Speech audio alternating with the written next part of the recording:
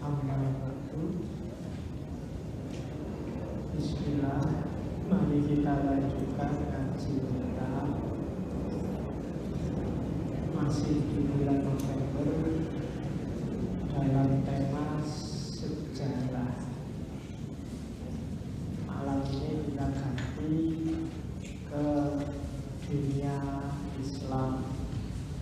Minggu lalu kita ngomong tokoh besar filsafat sejarah barat, yaitu Hegel. Malam ini kita ketemu tokoh besar kita sendiri, yaitu Ibnu Khaldun. Dari sisi, kalau teman-teman yang belajar konsep-konsep sejarahnya Hegel, mahasiswa yang kuliah di jurusan sejarah mungkin melihat gagasan-gagasan Hegel ini sudah semacam out of date, dalam arti sudah banyak yang lebih bagus. Tapi jangan salah, Ibnu Khaldun gagasan-gagasannya sangat banyak yang mendahului zamannya. Dia orang pertama yang kritis terhadap sejarah, gelarnya banyak. Selain bapak historiografi, dia juga dikenal bapak sosiologi, dikenal juga bapak ekonomi kalau dalam Islam. Jadi memang aslinya orang pintar,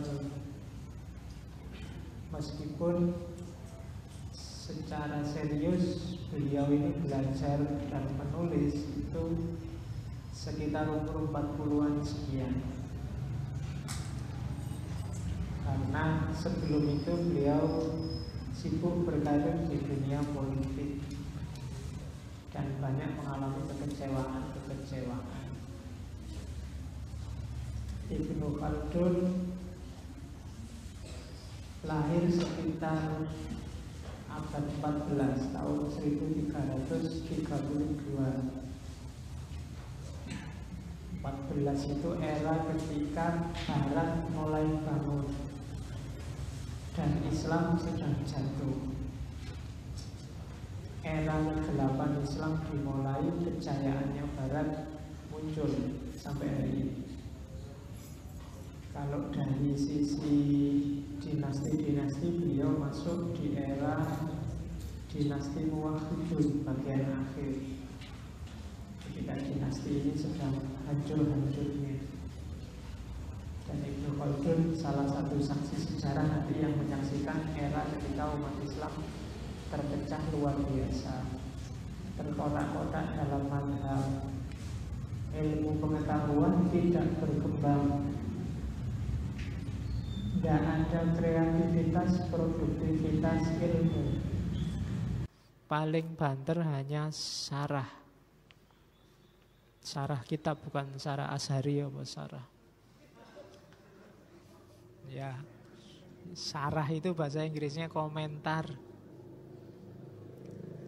Nanti saking tidak berkembangnya dari syarah, nanti komentar itu dikomentari lagi, namanya hasiyah. Nanti hasiyah juga dikomentari lagi, nanti namanya ta'liq. Jadi bayangkan satu kitab itu mungkin bisa punya banyak sekali turunan kitab. Bagus dari sisi kreativitas, tapi minim dari sisi produktivitas. Tidak ada yang baru. Kenapa tidak ada yang baru? Karena banyak umat Islam saat itu merasa bahwa ilmu agama, pokoknya semua ilmu itu sudah final, sudah selesai. Tidak ada lagi yang perlu ditemukan, sudah ketemu semua ilmunya. Tinggal milih ikut madhab siapa. Zaman itu dikenal populer sekali, pintu ijtihad sudah tertutup. Saya tidak tahu yang nutup siapa. Jangan-jangan kuncinya juga malah hilang. Sampai hari ini belum kebuka-buka. Dan Ibnu Khaldun ini bagi saya semacam anomali. Kalau yang lain sebelum beliau, tokoh filsafat itu yang dibahas selalu urusannya langit. Bahas apakah besok kebangkitan itu jasmani apa rohani, Nabi Muhammad Isra Mi'raj itu pakai jasadnya apa rohaninya saja.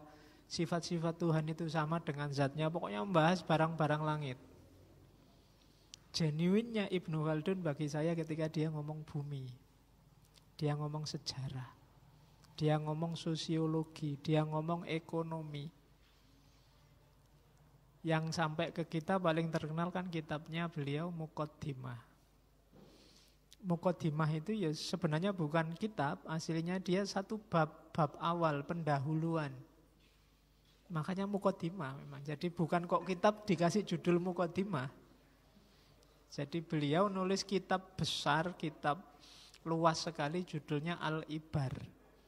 Al-Ibar, judulnya panjangnya saya lupa, tapi judulnya Al-Ibar terkenalnya. Nah, kitab Al-Ibar itu bagian pendahuluannya itulah Muqaddimah. Itu pun sudah tebal luar biasa. Kamu aja saya nggak yakin ada yang sudah baca dari awal sampai akhir. Iya. Tidak jamin lah saya. Meskipun sudah susah payah diterjemahkan sejak dulu. Yang paling terkenal kan terjemahannya Pak Ahmadi Toha itu. Bahkan agak ironis kalau di dunia Islam gagasan-gagasan Ibnu Khaldun ini awalnya tidak populer. Yang mulai ngungkit-ngungkit lagi pikirannya Ibnu Khaldun awal abad 19 itu orientalis. Franz Rosenthal. Jadi bukan kita. Begitu diungkap kita tahu wah hebat sekali, terus kita bangga-banggakan. Padahal selama ini kita cuekin.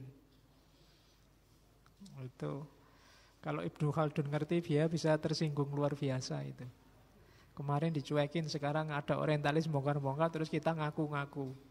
Bahkan hari ini bilang sudahlah kita punya Ibnu Khaldun, nggak perlu belajar yang lain misalnya. Kita sekarang jadi begitu, padahal kemarin kita cuekin.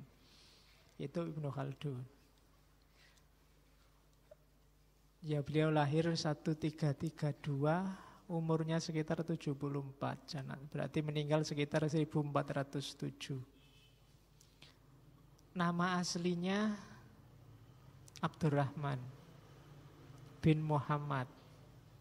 Nama ayahnya Muhammad bin Muhammad. Khaldun itu bukan nama tempat, bukan gelar apa. Khaldun itu nama, kalau orang Jawa nama terah, apa ya? Nama keluarga. Jadi mbah buyutnya Ibnu Khaldun itu orang besar, namanya Khalid bin Utsman. Nah, keluarganya Pak Khalid ini nanti disebut Bani Khaldun. Sehingga dikenallah salah satu keturunannya dengan nama Ibnu Khaldun. Jadi ini bukan gelar seperti nama daerah, seperti tokoh yang lain. Ini nama keluarga, nama terah. Nama kakeknya Khalid bin Utsman. Khalid bin Utsman ini salah satu tokoh yang bareng Thareq bin Ziyad masuk ke Spanyol, menaklukkan Spanyol.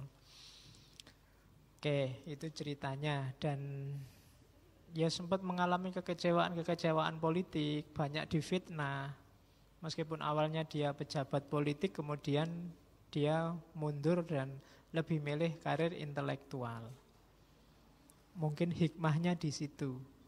Kalau dia sukses di politik, mungkin nggak jadi intelektual, jadi politikus. Ceritanya nggak akan dahsyat seperti hari ini. Mungkin namanya sudah dilupakan orang. Karena politik itu kan jadi cerita kalau baik luar biasa atau jahat luar biasa.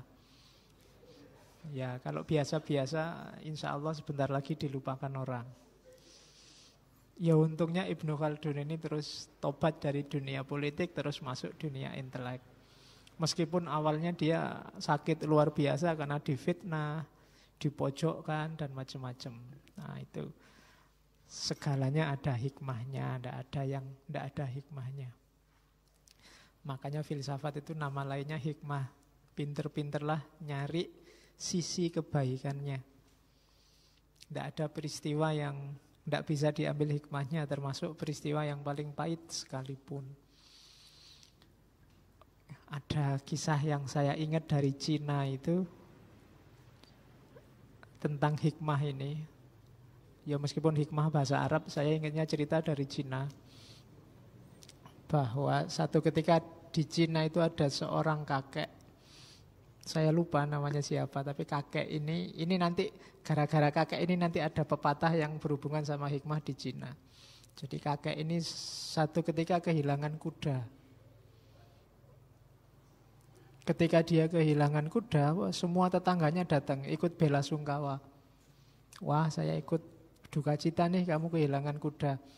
Katanya kakek ini, alah santai aja. Kehilangan kuda tidak pasti akibatnya jelek. Tetangganya heran, ini diucapi bela sungkawa kok jawabannya gitu. Ternyata benar. Beberapa hari kemudian kudanya datang bawa pasangan. Mungkin kemarin kudanya jatuh cinta sama kuda yang lain. Jadi sekarang kudanya 2. Tetangganya datang lagi. Wah, alhamdulillah kamu sekarang kudanya malah 2, selamat ya. Kata kakek ini, enggak, dapat tambahan kuda lagi juga enggak mesti bagus akibatnya. Orang-orang kampungnya heran lagi, ini orang ini gimana sih cara mikirnya. Ternyata benar juga. Kuda yang baru itu disenangi banget sama anaknya, laki-laki. Akhirnya kemana-mana anak laki-laki ini nunggang kuda yang baru dapat itu. Malah dia jatuh, kakinya patah. Tetangganya datang lagi, bela sungkawa lagi. Wah, saya ikut bela sungkawa nih, kudamu kakinya patah. Katanya kakek itu, alah kaki patah juga ndak mesti jelek kok akibatnya. Nah, tetangganya juga alah mbuh wong kira jelas. Ternyata benar, tidak lama kemudian ada pejabat dari kota wajib militer karena negara sedang perang. Semua anak muda dibawa ke medan perang kecuali anaknya si petani karena kakinya patah. Selamatlah dia, tidak ikut wajib militer. Jadi ternyata apa-apa ada hikmahnya. Tetangganya nggak sempat layat lagi, sudah ke medan perang dan tewas semua. Jadi nggak ada yang mengucapkan lagi. Oke, itu yang disebut hikmah. Jadi Ibnu Khaldun juga begitu. Gagal di dunia politik, akhirnya sukses di dunia intelektual. Ya mungkin kalian nanti juga begitu. Kuliah tidak sukses, IP jelek, siapa tahu nanti sukses di dunia yang lain. Ya, ada hikmahnya. Lo sopo ngerti kalau nanti kuliahmu sukses, luar biasa kumlot, akhirnya kamu cuma ngejar-ngejar ben dadi PNS. Begitu tidak sukses kan kamu jadi kreatif mikir yang lain. Ngelamar PNS mesti nggak diterima. Jadi terus jadi kreatif, itu namanya hikmah. Oke. Itu diantara yang dikejar oleh filsafat. Cinta kebijaksanaan yang nama lainnya adalah hikmah. Oke, bismillah, kita mulai belajar Ibnu Khaldun tentang sejarah. Ya, sebagian besar referensinya dari Muqaddimah, pendahuluannya saja. Meskipun kalau ada yang mau masuk ke kitab Al-Ibar itu jauh lebih kaya. Nah,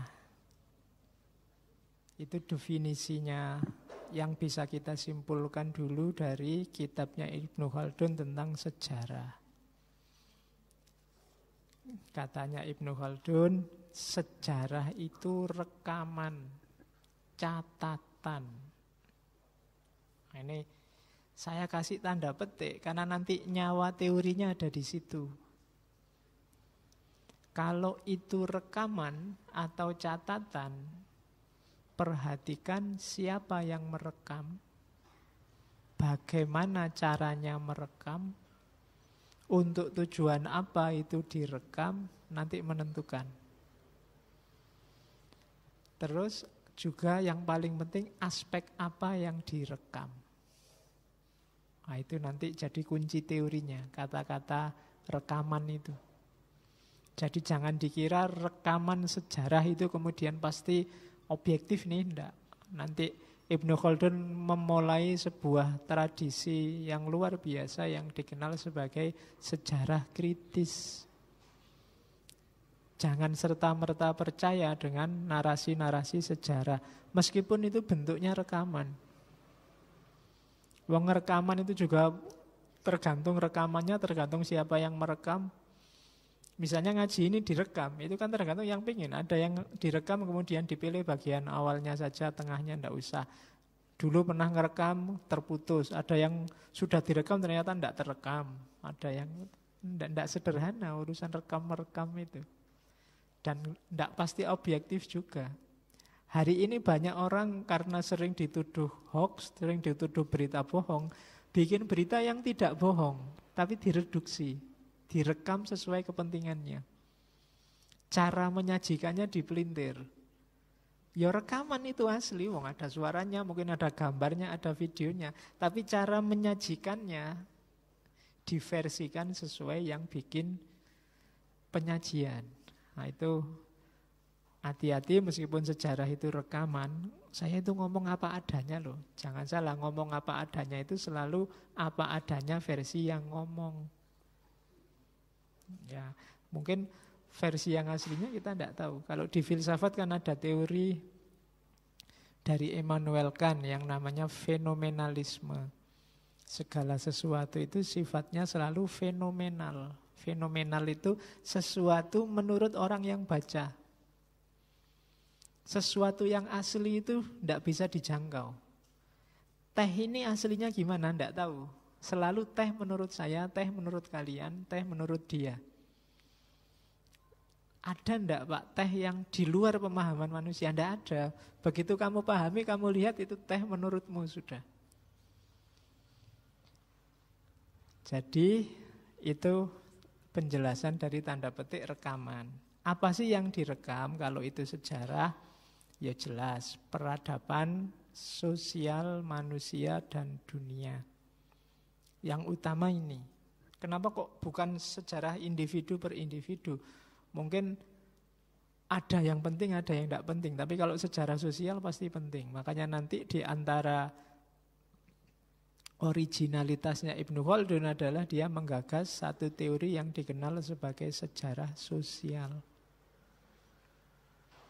Bukan cuma sejarah orang-orang besar. Kan sering kita baca sejarah itu sejarahnya orang-orang besar. Jarang cerita sejarah sosial. Kalau kita baca sejarahnya Jawa misalnya, kita ngertinya pokoknya Jawa itu dulu misalnya ada Singosari, Ken Arok tewas diganti anaknya Anusapati tewas diganti anaknya Tohjoyo. Terus begitu dari raja ke raja. Zaman itu kita tidak tahu orang Jawa zaman itu cara bergaulnya gimana, pakai bajunya apa, makanan favoritnya apa, kemudian sudah ada angkringan apa belum, kemudian tidak ada kamu nyari data itu. Ngertinya data raja-raja. Situasi sosial datanya tidak terlalu banyak. Nah itu diinisiasi oleh Ibnu Khaldun dengan sejarah peradaban sosial manusia. Itu lebih penting. Karena mungkin asumsinya manusia dibentuk oleh dunia sosialnya, tidak sebaliknya.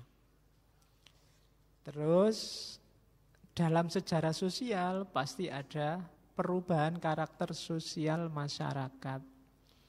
Misalnya kalau di kekejamannya itu kalimat aslinya begitu memang, hubungan sosialnya, solidaritas kelompoknya. Indonesia dulu misalnya dikenal secara sosial masyarakatnya ramah-ramah, toleran. Sekarang lebih ramah lagi, lebih toleran lagi kalau ada kepentingannya. Nah, kalau tidak percaya kamu silakan masuk mall, itu semua SPG, kalau kamu masuk mesti senyum. Ya, kecuali kamu nggak niat beli. Apalagi kamu bilang cuma lihat-lihat aja kok Mbak, ya mesti ditinggal kamu. Oke, terus jadi sejarah karakter sosial. Karakter sosial manusia pasti berubah. Karena manusia itu dinamis. Hari ini mungkin warna relasi sosialnya beda sama dulu. Sekarang relasi sosial kita apalagi melalui medsos semua. Kita jarang kopi darat kalau bahasanya dulu. Ketemu langsung jarang. Sama temen aja kita pakai medsos. Kadang-kadang sama temennya di kelas, dosennya ngajar kamu WA-an. Wah dosennya ngantuk. Terus yang di sana, oh iya ya dosennya gitu. Jadi kamu, oke. Jadi beda sudah relasi. Kalau zaman dulu kan sebelum ada medsos kan kamu pakai kertas kecil, kamu tulis dilempar ke temannya sebelah terus sama itu sampai ke belakang. Sekarang relasinya beda. Oke. Ya itu contoh kecilnya. Dari sisi yang besar pasti ada. Nanti ada ceritanya kalau di Ibnu Khaldun bagaimana perubahan karakter sosial. Kalau perubahan itu sifatnya evolutif, tapi jangan lupa juga ada revolusi-revolusi. Ketika manusia saling menaklukkan, itu juga termasuk narasi, termasuk rekaman sejarah. Jangan lupa juga aktivitas sosial. Jadi aktivitas pekerjaannya, tren zaman itu gimana dan seterusnya.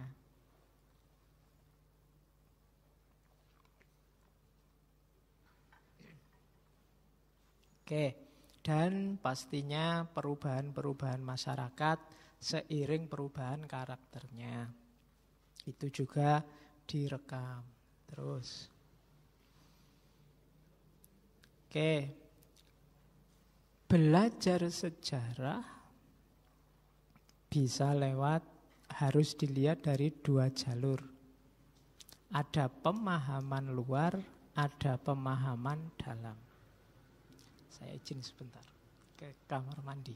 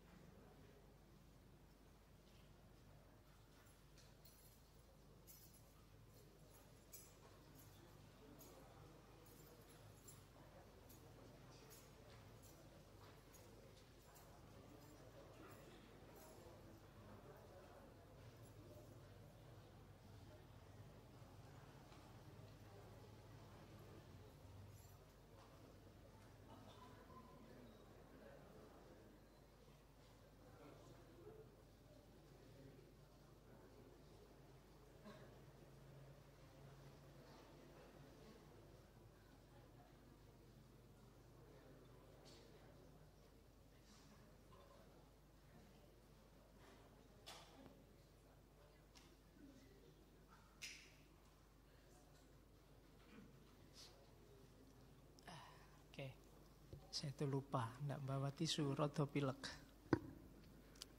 Oke ya, ada naratif histori. Naratif histori ini katanya Ibnu Khaldun, ya cuma cerita sejarah. Enggak penting. Informasi apa, siapa, kapan, di mana, itu ya sifatnya informatif saja dan enggak penting. Rawan dimanipulasi. Tidak dilihat konteksnya. Katanya Ibnu Khaldun, seperti pisau tanpa sarung. Maksudnya sarung pisau, bukan pisau yang dibungkus sarung yang kamu pakai itu. Ayo. Kalau pisaumu kan pasti ada sarungnya. Jadi, ya. Oke, pisau tanpa sarung itu sejarah yang tanpa konteks. Cuma cerita naratif yang itu biasanya kita terjebak di situ. Seolah-olah ya wis itu yang terjadi. Enggak. Dia pasti versi. Jangan cuma dibaca luarnya. Jangan cuma melihat yang naratifnya. Kita harus masuk ke pemahaman dalam. Jadi membaca sejarah secara kritis. Oke. Jadi sejarah itu harus bersifat nazar dan tahqiq. Pertanyaannya bukan cuma apa, siapa, kapan, di mana, tapi bagaimana, mengapa, dan apa jadinya. Jadi bagaimana itu ngomong tentang historisitas peristiwa, Historisitas itu ya bagaimana, berarti bagaimana peristiwa itu terjadi, urutannya, kronologinya, dan seterusnya. Kemudian mengapa peristiwa itu terjadi dan selanjutnya bagaimana atau apa jadinya. Ini hubungannya dengan kausalitas sejarah, sebab akibatnya. Jadi kalau ada diceritakan pada kita sebuah narasi sejarah, jangan berhenti di situ, kita masuk ke dalam. Bagaimana peristiwa itu bisa terjadi? Mengapa peristiwa itu terjadi? Selanjutnya bagaimana? Hari ini Pak Jokowi mantu. Oh, itu naratif. Kamu boleh tanya, bagaimana kok bisa mantu? Mengapa kok sekarang mantunya? Dan apa jadinya setelah mantu? Oh, itu namanya aspek dalam. Ada tahqiq, ada nazar. Kalau kita bisa menjawab pertanyaan-pertanyaan belakangan ini, berarti kita sudah masuk ke fase sejarah yang kritis. Bukan lagi sejarah yang naratif. Nah, Ibnu Khaldun inginnya kajian sejarah itu ya yang versi kritis itu. Bukan sejarah yang hanya cerita. Karena sejarah yang hanya cerita itu tidak ada gunanya. Terus manfaatnya apa belajar sejarah? Kita belajar sejarah biar tidak mengulangi kesalahan yang sama, sehingga kita tidak salah dalam mengambil keputusan. Move on ya move on, tapi move onmu itu kan harus terarah, tidak jatuh ke lubang yang sama 2 kali. Jangan dilupakan mantan-mantanmu dan sejarahnya. Ya, karena kalau tidak kamu akan jatuh ke lubang yang sama nanti. Jadi ya tetap harus diingat, tidak masalah. Sambil tetap bergerak maju, diingat-ingat kemarin salahnya apa, kelirunya apa, biar tidak ngambil keputusan yang sama, nanti jatuh lagi di tempat yang sama. Nah, jadi untuk mengambil keputusan, ya zaman itu yang paling butuh untuk keputusan dalam dunia sosial kan penguasa. Maka orang yang kita jadikan pemimpin itu usahakan yang ngerti sejarah. Biar tidak tertipu. Biar tidak kita jatuh ke kesalahan yang sama 2 kali. Terus yang kedua ya, ketika mengambil keputusannya pas, berarti kita bisa menata masyarakat secara lebih baik. Kalau bahasanya Ibnu Khaldun, tadbirul Madinah, mengelola kota, mengelola masyarakat. Jadi memutuskan yang benar sehingga masyarakat jadi benar. Itulah manfaatnya belajar sejarah. Terus, apa yang harus dilakukan oleh ahli sejarah? Paling tidak 4 hal ini. Observation, criticism, comparison, examination. Jadi sejarah itu urusannya tidak cuma melihat terus cerita, tapi juga ada observasi, menelaah, mencari data. Setelah itu kritisisme, mengkritisi.